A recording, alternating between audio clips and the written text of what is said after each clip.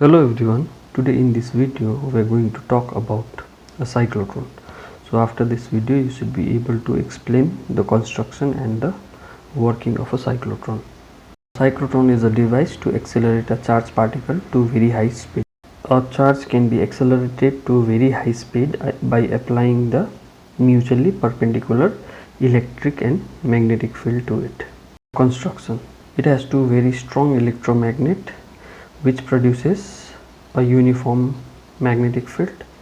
So inside there is a D shaped structure, D1 and D2. The structure is like a cylindrical tiffin box cut into two halves. So inside there is hollow space and outside there is metallic body.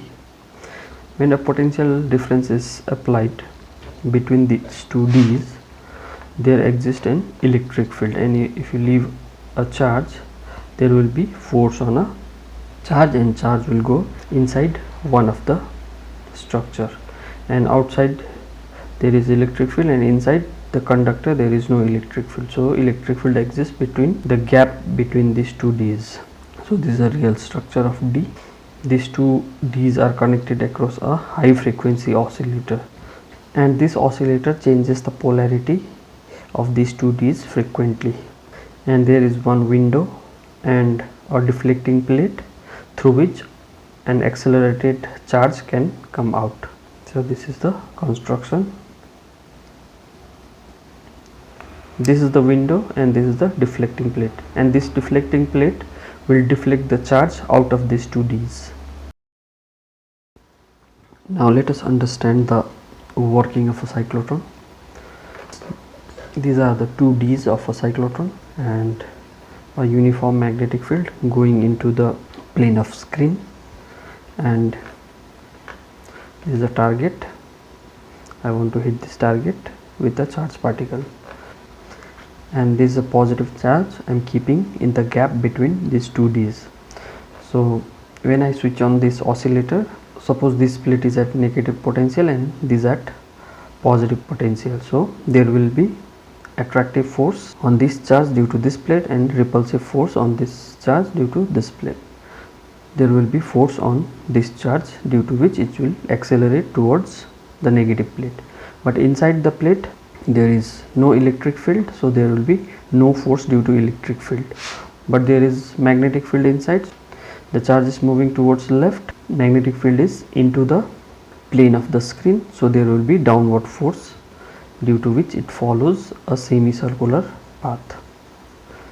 When it reaches the gap between the D's, the polarity changes. Again there will be a force, so the previous force and this force will get added up and the velocity increases further.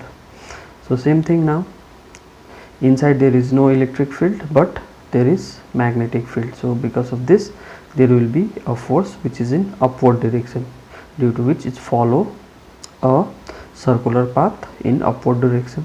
So same thing continues. Again the polarity changes, the speed increases further, again there will be addition of the force.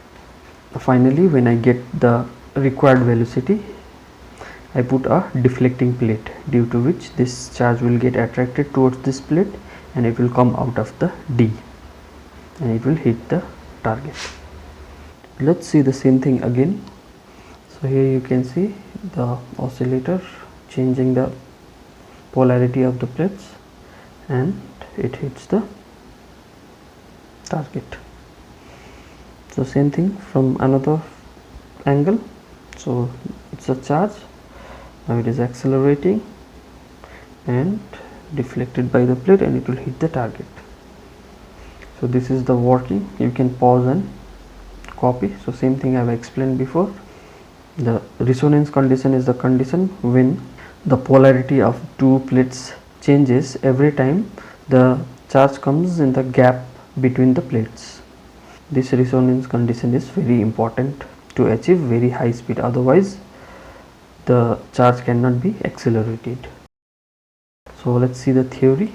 We are considering B is a magnetic field, V is the velocity, angle between them is 90 degree, and Q is the charge. As magnetic field and velocity are perpendicular to each other, so there will be a centripetal force which will try to keep the charge in circular path. So that time I can write mv square by r is equal to bq v sin theta. This is 90 degree, so I can write r to be mv b by q. And period of revolution, so we have done this before, so time is distance by speed, so distance is 2 pi r, 1 revolution, and v is the velocity. After putting values you will get 2 pi m by bq, and cyclotron frequency is 1 by time period, just reciprocal of this, so bq by 2 pi m. So as you can see, this frequency is independent of velocity and radius. So whether the charge is moving in a path of small radius or path of big radius, they should take equal time. So out here you can see, so when the radius is small, the charge moves slowly, and when the radius is large, charge moves fast, keeping the time period or frequency constant or fixed. So now it's maximum kinetic energy of the particle.